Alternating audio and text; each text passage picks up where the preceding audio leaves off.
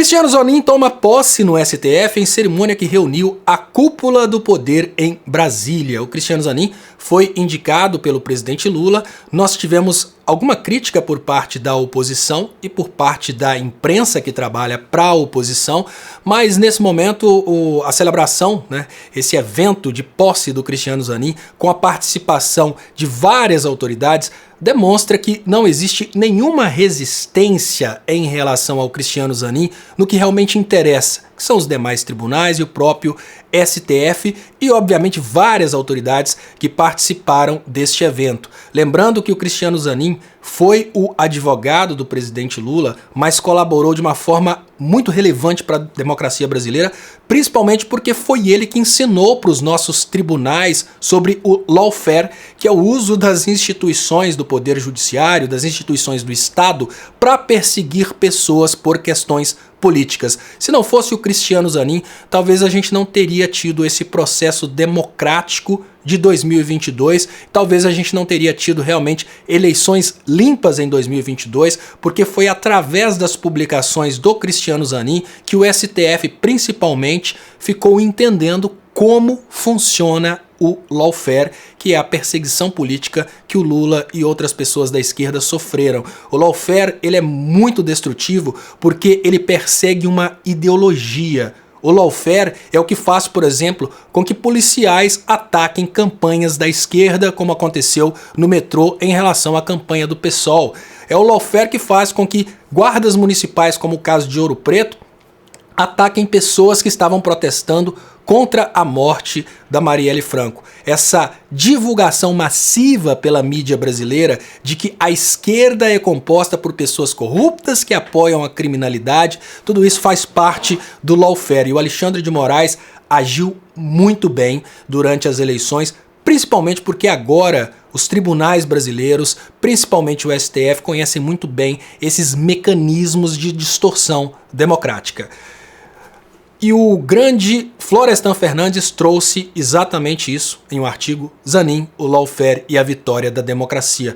O nome de Cristiano Zanin, que toma posse como ministro do STF, está indissociavelmente ligado à defesa dos primados da democracia e do Estado de Direito. Sim, o nome do Cristiano Zanin é muito importante para os últimos eventos da democracia brasileira, e ele não foi indicado somente por ter sido advogado do Lula, mas principalmente por ter sido um dos juristas mais importantes para a gente tomar de volta as relações institucionais como estão acontecendo hoje. O Zanin integrará a primeira turma do STF, distante das ações da Lava Jato. Essa notícia joga por terra todos os argumentos da oposição contra a indicação do Zanin, porque segundo a oposição, o Zanin seria indicado ao STF para distorcer os processos da Lava Jato. O Moro fez muitas perguntas a respeito disso, só que o Zanin não estará na turma que julga a Lava Jato. Claro, os progressistas adorariam ver o Zanin julgando os processos da Lava Jato, na turma da Lava Jato, mas o conveniente jurídico é mais importante do que a nossa diversão. Então perdemos por causa disso. Nas palavras do Lula, tô feliz, diz Lula sob posse de Zanin no STF. Mas tivemos posições divergentes que tomaram muita pancada nas redes. Folha é massacrada na internet depois de usar a expressão amigo de Lula em referência a Zanin. Na avaliação de um internauta, abre aspas, a mídia liberal está polvorosa, fecha aspas, com a posse de Cristiano Zanin Martins no STF. Sim, a mídia liberal está extremamente desesperada, principalmente porque essa mídia liberal, ela apoiou o Sérgio Moro. Essa mídia liberal perseguiu o Cristiano Zanin durante todo o tempo em que o Cristiano Zanin lutou contra o lawfare na Lava Jato. E a mídia liberal acredita que o Cristiano Zanin será como os donos da mídia liberal, que ele usará de todos os meios possíveis para se vingar da mídia liberal. Mas uma pessoa que tem a grandeza de chegar ao STF não usa sua posição para se vingar das pessoas. A prova disso é o Lula, que chegou à presidência da República e não está se vingando dos seus algozes, muito pelo contrário, ele está conseguindo despertar a ira dos seus algozes através de movimentos bons, como por exemplo, levar as empregadas domésticas para os aeroportos. Só isso é suficiente para derrubar de vez a moral dos perseguidores do progressismo. Alckmin diz que Zanin tem comprovado o saber jurídico e vai zelar pela integridade da nossa Constituição. E nesse momento eu falo com vocês como é importante ter o saber jurídico e zelar pela integridade da Constituição, porque nós temos juristas em tribunais superiores, inclusive no STF, que apesar de terem um notável saber jurídico, eles não zelam pela Constituição. Eles usam esse saber jurídico para manobrarem contra os interesses constitucionais. E temos inclusive ministros liberais dentro do STF, mas faz parte, isso é a democracia. No tempo em que o presidente Lula indicou ministros é diferente do tempo em que o Fernando Henrique, por exemplo, e o Collor de Mello indicaram ministros. PM de Tarcísio não usou câmeras na chacina que matou negros inocentes em Guarujá. Nós estamos vivendo um momento em que é preciso admitir que o Tarcísio está fazendo uma grande campanha política através da morte das pessoas, estão divulgando nas emissoras de televisão a operação policial como sendo um ato heróico da polícia que está lutando contra os bandidos de São Paulo. Mas eu volto a refletir, se essa polícia tem condições de acabar com a criminalidade, por que ela só entra em ação depois da morte de um policial? Não seria correta a atuação da polícia constante no sentido de acabar com a criminalidade? Mas não. Segundo alguns relatos, os policiais então estão entrando na casa das pessoas e matando, não dando para as pessoas nem a chance de serem presas e se defenderem. Muitas pessoas de direita estão considerando os atos corretos, porque infelizmente no inconsciente de muitas pessoas do Brasil impera aquela ideia de que bandido bom é bandido morto. E pior, eles acreditam que todos os moradores de comunidade são bandidos. E é a hora de termos uma intervenção federal nessa segurança de São Paulo, porque deixar o governador de São Paulo utilizar esse caos para fazer sua campanha política e se tornar um super Bolsonaro 2 vai ser um grande erro, e isso é um clamor que eu faço nesse momento ao Flávio Dino e ao Lula. Em falar em Lula, em falar em questões criminais, nós estamos vivendo o melhor momento realmente. É aquele momento em que lacrar sobre o ministro do STF dá problema, ameaçar o Lula de morte dá problema. Polícia Federal prende homem que teria ameaçado atirar em Lula. Veja um trecho do comunicado emitido por investigadores.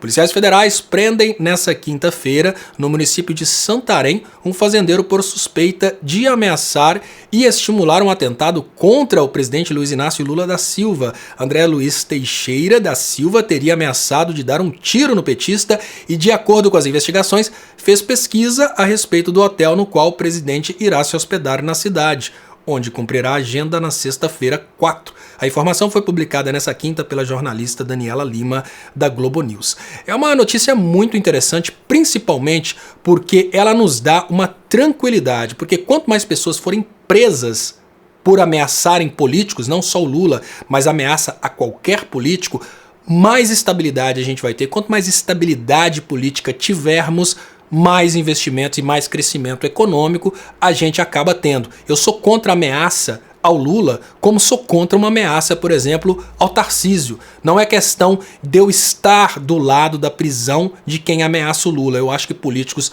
não devem ser ameaçados, ninguém deve ser ameaçado. Integrantes do MBL são expulsos da PUC São Paulo após confusão com estudantes.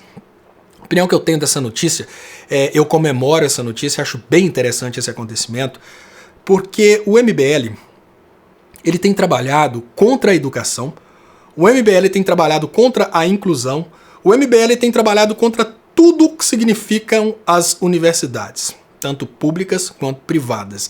Não há nenhuma compatibilidade com a presença do MBL em universidades. Eu falo até mais, a presença do MBL dentro das universidades é a mesma coisa da presença dos demônios e do próprio Satanás dos infernos dentro de uma igreja. Não é uma presença bem-vinda. Eu não sou a favor desse tipo de movimento de expulsar as pessoas, mas quando os movimentos acontecem, eu sou obrigado a ficar do lado daqueles que expulsaram. Porque se o MBL luta contra a educação, se ele luta contra a inclusão, e se ele acha que as pessoas devem lutar sozinhas pelos seus próprios futuros, qual que é a lógica de um MBL estar dentro de um espaço destinado à formação superior, sendo que o Kim Kataguiri, que foi um dos mais importantes líderes do MBL, ele foi contra a universidade e disse que saiu da universidade porque sabia mais que os professores, né? Então é uma coisa totalmente incompatível.